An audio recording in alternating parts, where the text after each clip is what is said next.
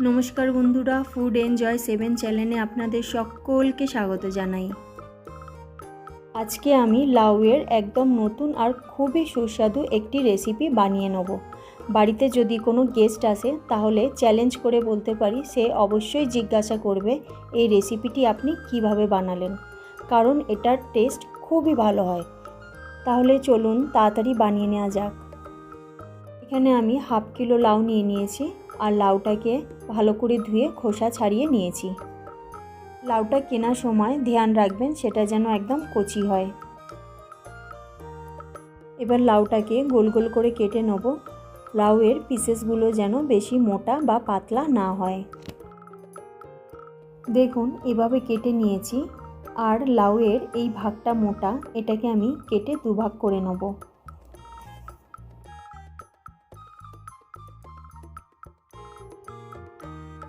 এবার লাউগুলোর মধ্যে দিয়ে দেবো 1 চামচ নুন, হাফ চামচ হলুদ গুঁড়ো, হাফ চামচ লঙ্কার গুঁড়ো আর দিয়ে দেবো 2 চামচ বেসন। বেসনটা আমি শুকনো খোলায় ভেজে নিয়েছিলাম।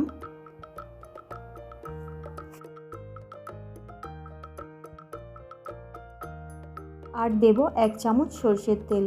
দিয়ে সব মশলাগুলো লাউয়ের সাথে ভালো করে মাখিয়ে নেব।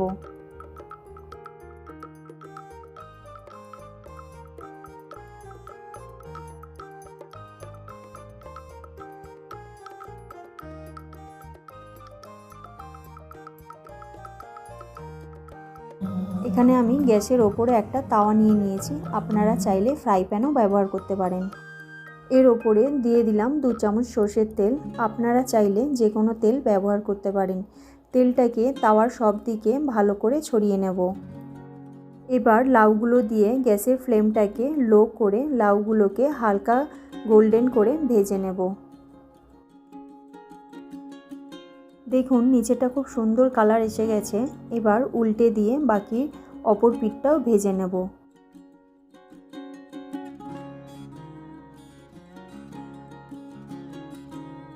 দুটো দিকই খুব সুন্দর করে ভাজা হয়ে গেছে। লাউ খুব নরম, তাই খুব তাড়াতাড়ি সেদ্ধ হয়ে যায়। এবার তুলে নিয়ে একই রকমভাবে বাকি লাউগুলোকেও বানিয়ে নেব।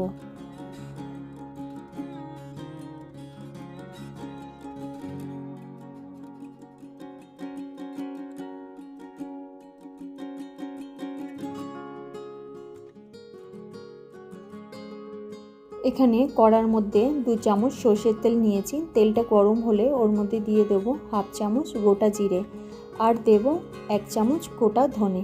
ধনেটাকে হামলদিস্তায় আমি থেতো করে নিয়েছিলাম, এতে সবজিতে স্বাদ খুব ভালো আসে। দিলাম 2টো লং আর একটা এলাচ। নেড়ে চেড়ে ওর মধ্যে দিয়ে দিলাম একটা তেজপাতা। নেড়ে চেড়ে দিলাম 2টো কেটে রাখা কাঁচা লঙ্কা।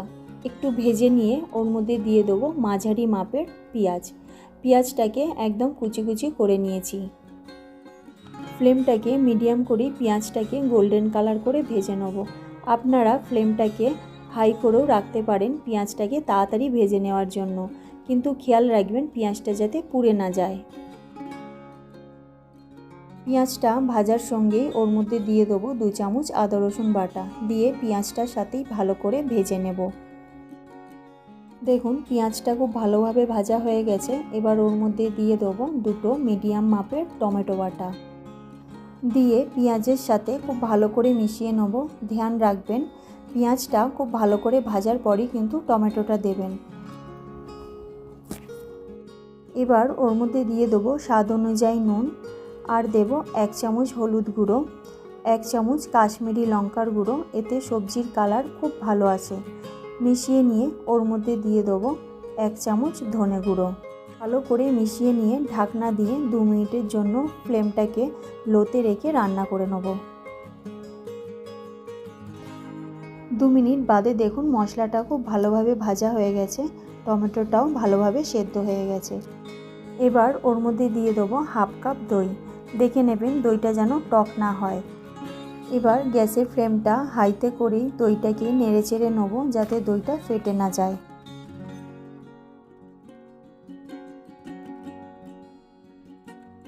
এবার ওর মধ্যে দিয়ে দিলাম 2 চামচ মালাই। যদি আপনাদের কাছে মালাই না থাকে তাহলে ক্রিমও দিতে পারেন, কিন্তু এর মধ্যে মালাই কিংবা ক্রিম অবশ্যই দেবেন, এটাতে সবজির স্বাদ কিন্তু অনেক অনেক বেশি বেড়ে যায়।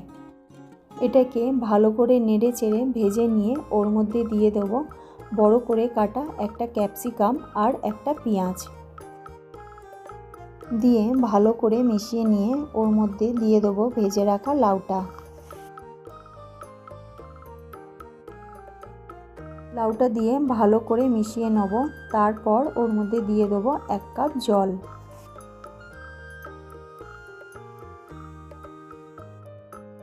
ভালো করে মিশিয়ে নিয়ে তারপর 4 মিনিটের জন্য ঢাকনা দিয়ে রান্না করে নেব।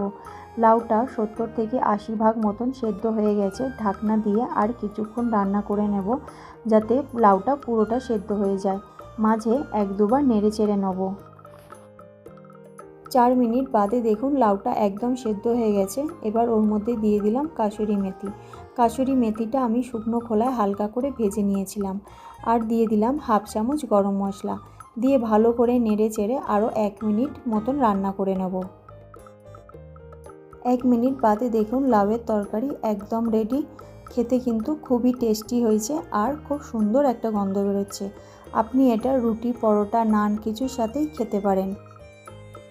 দেখুন লাউটা খুব ভালোভাবে সেদ্ধ হয়ে গেছে আর খেতে কিন্তু অসাধারণ হয়েছে।